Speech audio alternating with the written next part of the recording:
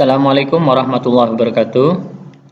Anak-anak sekalian yang berbahagia di rumah, jumpa lagi pada kesempatan kali ini pada mata pelajaran ilmu pengetahuan alam, khususnya untuk yang kelas 9. Adapun materi pada kesempatan kali ini yaitu tentang kemagnetan.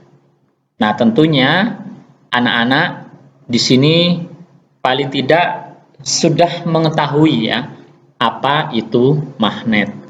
Karena saya Pak Masuri yakin sejak SD kalian sudah tahu yang namanya magnet.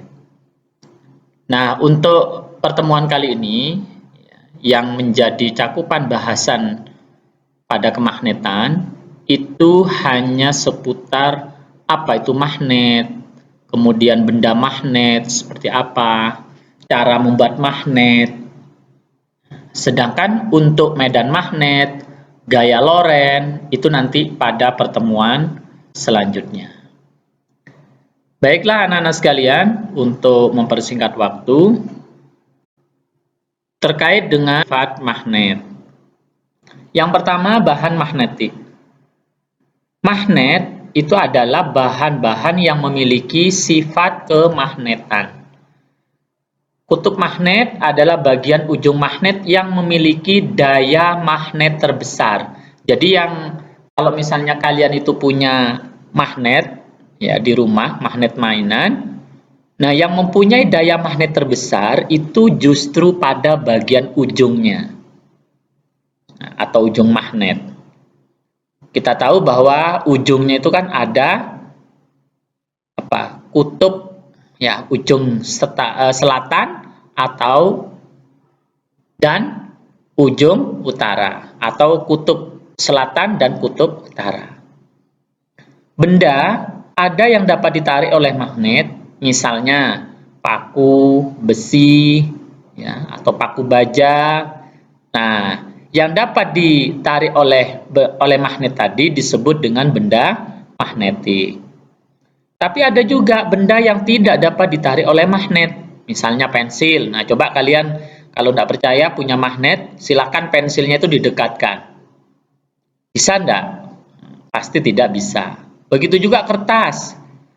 Itu juga tidak bisa ditarik oleh magnet. Maka pensil dan kertas disebut dengan benda bukan magnetik.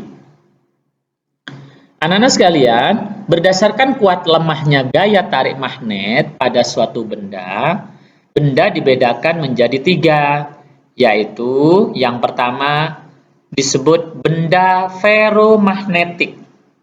Apa itu? Yaitu benda yang ditarik dengan kuat oleh magnet. Jadi ferromagnetik, ferro itu artinya kalau kalian mencari istilah di bahan kimia, itu ferro itu identik dengan besi. Ya. Ferromagnetik adalah benda yang ditarik dengan kuat oleh magnet. Contohnya apa? Baja, besi, nikel, dan kobalt. Lalu yang kedua, ada benda paramagnetik. Para itu di tengah-tengah. Ya, antara. Apa artinya benda paramagnetik? Yaitu benda yang ditarik dengan lemah oleh magnet. Jadi benda itu masih bisa ditarik oleh magnet tapi lemah. Contohnya apa? Platina atau platinum kalau kalian sering menyebutnya. Aluminium dan mangan. Nah, mangan ini bukan bahasa Jawa ya, tetapi mangan ini adalah benda logam yang mana dia bisa ditarik oleh magnet tetapi lemah. Lalu yang ketiga ada benda diamagnetik, yaitu benda yang ditolak oleh magnet atau tidak dapat ditarik oleh magnet. Contoh, bismut, timah, perak, emas. Nah, itu tidak bisa. Jadi kalau misalnya kalian ingin mencoba, silakan yang punya magnet mainan di rumah. Kalau kalian punya cincin emas, kalung emas bagi yang perempuan, anting-anting emas bagi yang perempuan, coba kalian dekatkan, pasti itu tidak bisa ditarik atau bahkan ditolak oleh magnet. Nah, itu terkait dengan benda magnetik berdasarkan kuat lemahnya gaya tarik magnet pada suatu benda. Ada feromagnetik, ada paramagnetik, ada diamagnetik. Anak-anak sekalian, yang berikutnya, bahan magnetik itu dibagi menjadi dua. Yang pertama adalah magnet keras, yaitu bahan yang sangat sukar menjadi magnet, tetapi setelah menjadi magnet, mampu menyimpan sifat magnetiknya dalam jangka waktu yang lama. Jadi, magnet keras itu maksudnya benda itu sukar untuk menjadi magnet, tapi begitu dia itu jadi magnet, itu menyimpan sifat magnetiknya atau sifat tariknya itu dalam jangka waktu yang lama. Apa contohnya? Contohnya adalah baja dan alkomak. Alkomak ini adalah logam yang berpaduan dengan besi. Yang kedua, magnetik atau magnet lunak, yaitu bahan yang mudah dijadikan magnet tetapi sifat magnetiknya pun mudah hilang. Jadi ini bisa ya mudah dijadikan magnet, tetapi begitu dia jadi magnet, sifat magnetiknya itu, sifat gaya tariknya itu mudah hilang. Apa contohnya? Besi. Jadi besi itu bisa, misalnya kalian tuh buat dari paku, tetapi dia tidak akan tahan lama. Dan mometal itu adalah logam yang berpaduan dengan nikel. Nah, anak sekalian, yang kedua tentang teori kemagnetan. Kalau tadi tentang apa itu magnet. Yang kedua, teori kemagnetan. Teori kemagnetan itu menyatakan bahwa sebuah magnet terdiri dari sejumlah magnet-magnet kecil yang disebut dengan magnet elementer. Ya. Ini ada ilustrasi gambar 1.1. Ya, bagaimana jika sebuah magnet batang itu dipotong, maka potongannya tetap menjadi dua kutub, yaitu utara dan selatan. Nah, silahkan kalian perhatikan di sini. Ya, ada kutub utara, ada kutub selatan. Nah, ketika dipecah atau dipotong magnet batangan ini, maka dua potongan ini tetap akan mempunyai sisi atau kutub utara, kutub selatan. Begitu juga magnet yang satunya, kutub utara dan kutub selatan. Ya, maka bisa dikatakan bahwa magnet ini tersusun atas magnet yang kecil atau disebut dengan magnet elementer. Jadi kalau ini dipotong lagi jadi dua, maka jadi 4, maka dia tetap akan menjadi kutub utara dan selatan. Begitu seterusnya sampai ukuran yang kecil. Magnet elementer besi mudah diarahkan, sedangkan magnet elementer baja itu sulit diarahkan.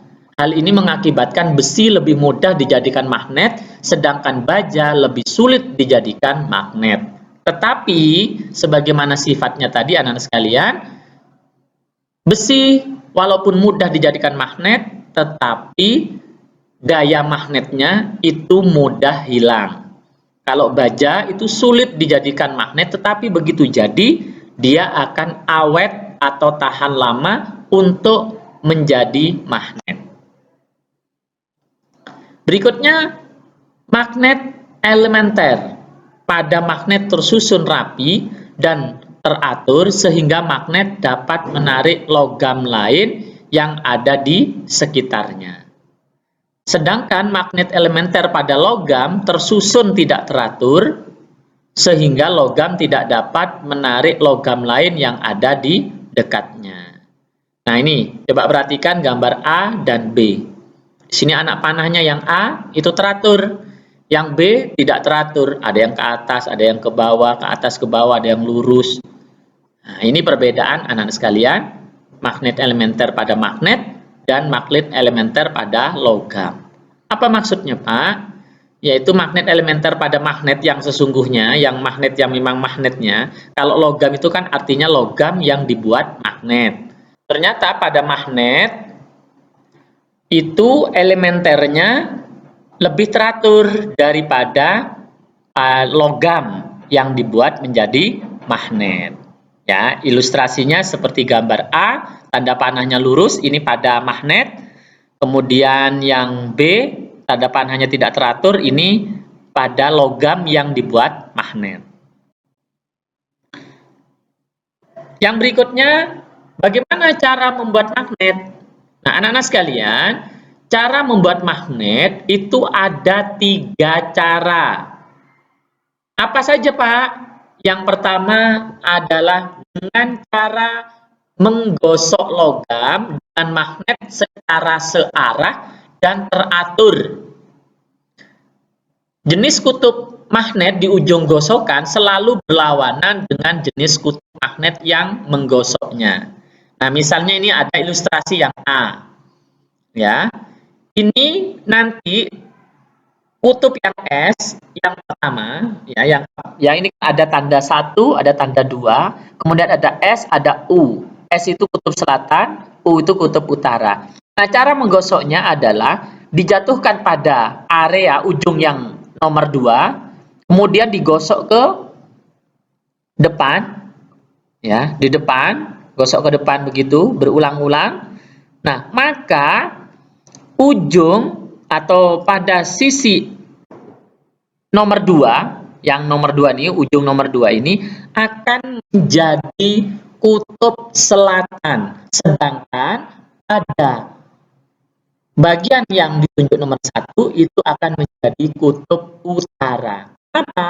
Karena sekali lagi jatuhnya kutub di mana jatuhnya pertama kali, ya, kemudian digosokkan secara teratur. Misalnya di sini dari 2 ke 1 digosok, maka ini nanti di nomor 2 ini akan menjadi kutub selatan, sedangkan kutub yang ditunjuk nomor 1 itu akan menjadi kutub utara. Nah, sebaliknya jika diawali dengan kutub selatan itu ada di bagian nomor 1, kemudian ditarik ke bagian nomor 2, begitu seterusnya digosok seperti itu, maka nomor 1 ini akan menjadi kutub selatan. Jadi kuncinya anak-anak sekalian adalah di mana jatuhnya pertama kali kutub kutub pada magnet itu, disitulah nanti dia akan sama menjadi kutub seperti kutub pada magnet. Misalnya di sini, ya, ini di gambar ilustrasi ini saja.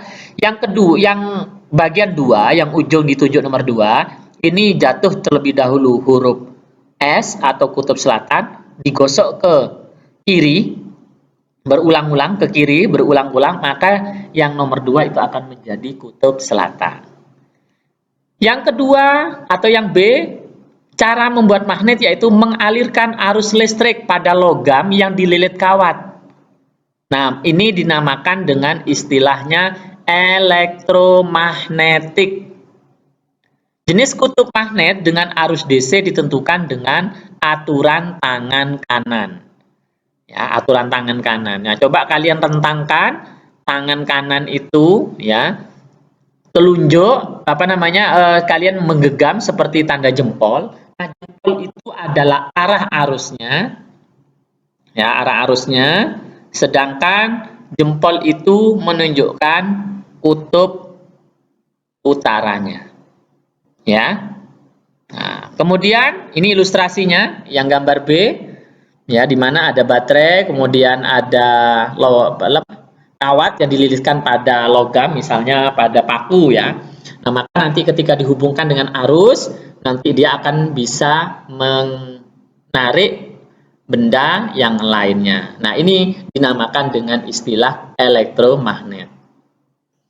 Yang ketiga, cara membuat magnet yaitu mendekatkan logam dengan magnet, atau dikenal dengan istilah induksi magnet, seperti disambung begitu, ya. Nah, coba kalau tidak percaya, kalian itu ambil paku, kemudian ujung paku yang tumpul itu kalian dekatkan dengan magnet, kemudian ujung yang runcing pada paku kalian dekatkan dengan benda logam yang lain yang bisa ditarik magnet. Pasti itu akan bisa menarik benda yang lain, ujung pakunya itu. Kenapa? Karena dia teraliri, ya, dalam tanda kutip teraliri oleh magnet dari magnet yang sebenarnya. Nah, ilustrasinya yang gambar C ini.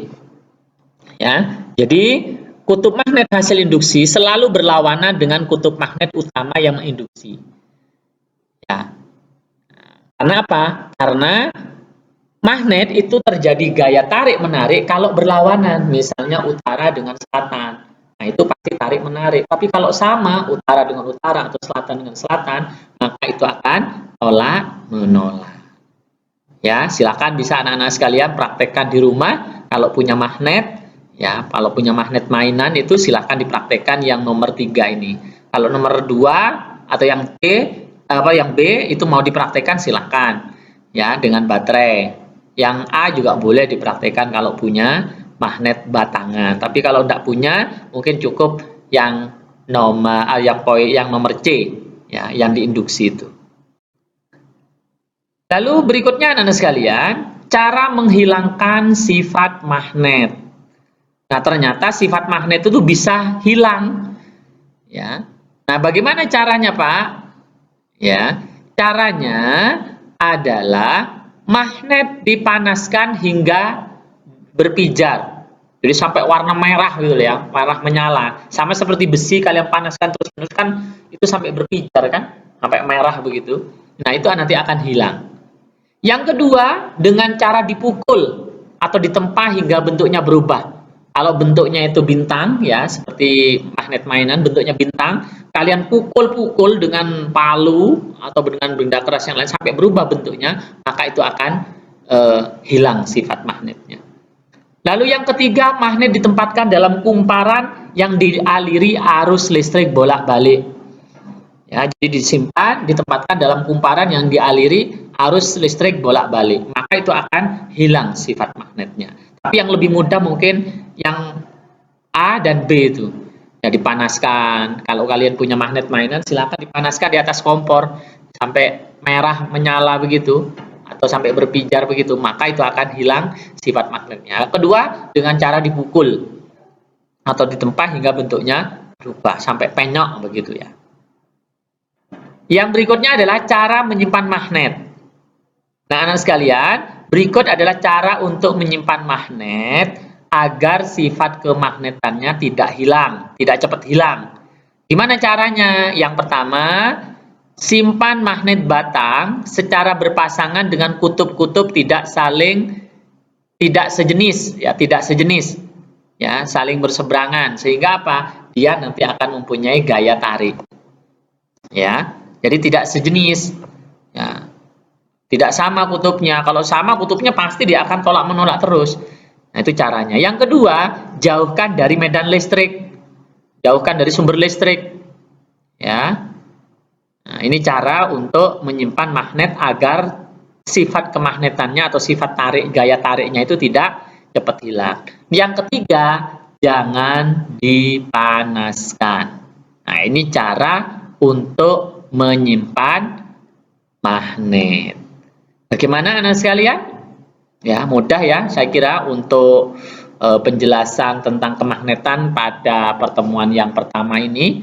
Ya, jadi tidak terlalu banyak dulu penjelasannya. Yang penting kalian memahami apa itu magnet itu, kemudian benda magnetik itu apa.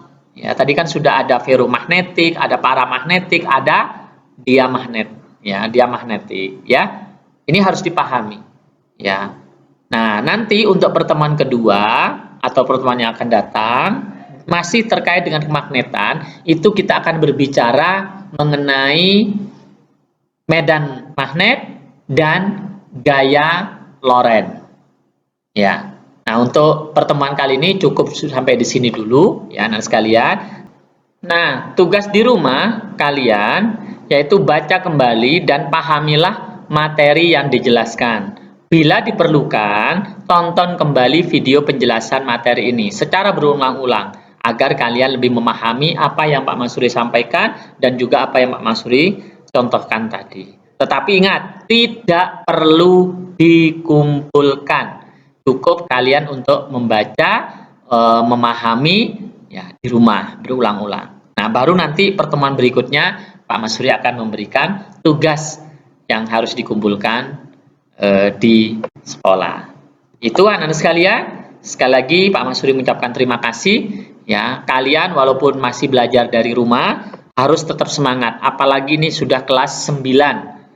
Ya, nanti sebentar lagi kalian akan menghadapi ujian madrasah yang ditentukan oleh sekolah untuk kelulusannya. Ya, jadi walaupun belajar dari rumah secara daring, walaupun tidak secara real time dengan video pembelajaran, tapi tetap semangat. Ya, anak sekalian, jangan kemudian waktunya pembelajaran kalian tinggal main, jangan, agar tidak merugikan kalian sendiri. Mungkin itu saja yang bisa Pak Masuri sampaikan pada pertemuan kali ini. Insya Allah nanti untuk pertemuan kemagnetan yang akan datang, kita akan bahas mengenai medan magnet dan juga gaya Lorentz.